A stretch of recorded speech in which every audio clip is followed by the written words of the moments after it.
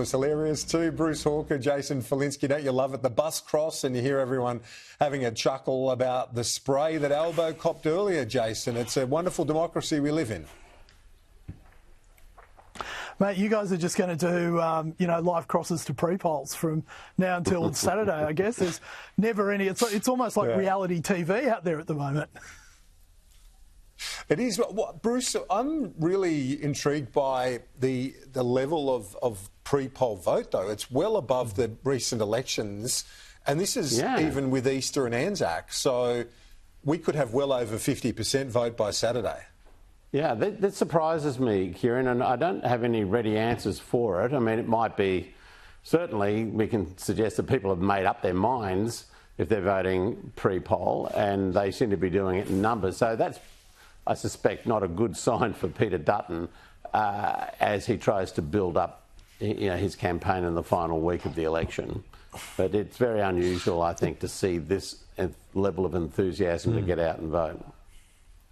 Jason Falinski, what's your assessment of where things are at?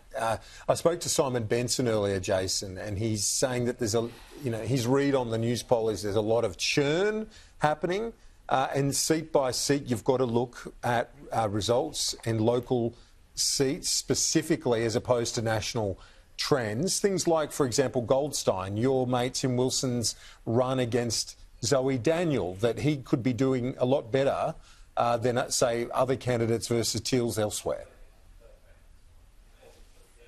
Yeah, well, Tom Connell did that cross last week, which I watched with interest, Kieran, and it seemed that, Tom was just taking a random group of people waiting in line to vote, and a large number of them had voted for Zoe last time but were changing their vote, and it was on the basis that Tim Wilson had just kept fighting even after he lost. So I think that's a good sign for Tim Wilson, but you're right, in other parts of Australia that doesn't seem to be the case. I mean, my mail, for what it's worth, is to keep a close eye on Wentworth. That is running a lot closer than most commentators are giving credit to Roe Knox in Wentworth. But, yeah, Bruce, I guess you're hearing the same thing, that this is almost down seat to seat, not just state or region-based voting patterns. But, Jason, I'll get Bruce on that thought, but I want to add to that in other seats. So Jason mentioned one where maybe Liberals pick up a surprise one and say Wentworth. I've been told that the Labor polling is very encouraging in the seat of Fowler. It was 58-42 a couple of months back. Now it's 50-50, Bruce. Well, they've been forgiven. Look, I think that was a really tough outcome for Labor, but a predictable one when Christina Keneally was imposed as the candidate. Now, she's a very competent woman. I'm not saying she's not, but Labor put in had pre-selected a member of the Vietnamese community who was well known, a young female lawyer, and I think people felt affronted by that. So to the extent that that may be being redressed now, I think that's interesting, but I haven't seen anything to that effect. But I do agree that it's going to be very much a seat-by-seat proposition in this election campaign. I think, though, that the Teals are going to be much more likely to hold pretty much all their seats, and they might even actually pick up one here or there as well. So that'll be interesting to see. And in Queensland, you've got two Green members of the House of Representatives who could go as well. So, and they could be picked up, maybe one by Labor and one by Liberal, or even both by the Liberal Party. So I don't think that's going to be enough for Peter Dutton. Don't get me wrong. I think there's going to be some disappointment in the Liberal camp when they don't see the big swings in New South Wales and possibly in Victoria too that they expected on the night. But it does show that it is a seat-by-seat proposition.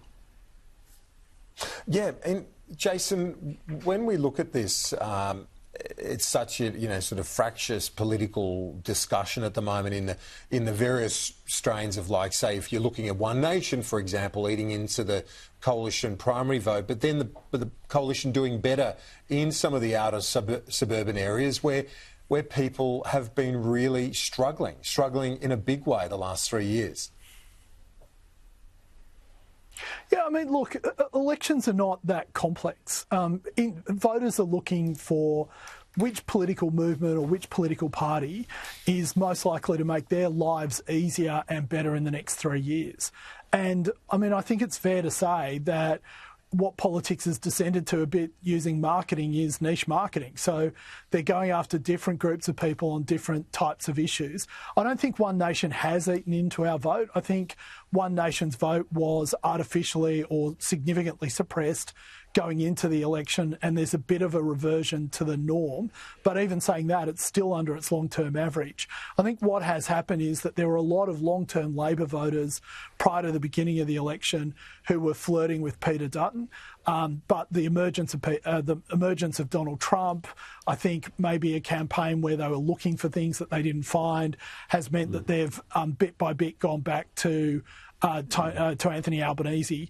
But the real question is, after the election, regardless of who wins, there is a profound sense of disappointment in this federal government. And unless the performance is improved or reversed, if they do retain government, I think you will see it in the next term, an absolute avalanche of people moving across the aisle. Where to? That's the big question, and that's what I think most major political parties will be looking to try and take advantage of. Gentlemen, thank you. We will stay in touch later throughout the week as we approach Election Day. Thank you both. I've got to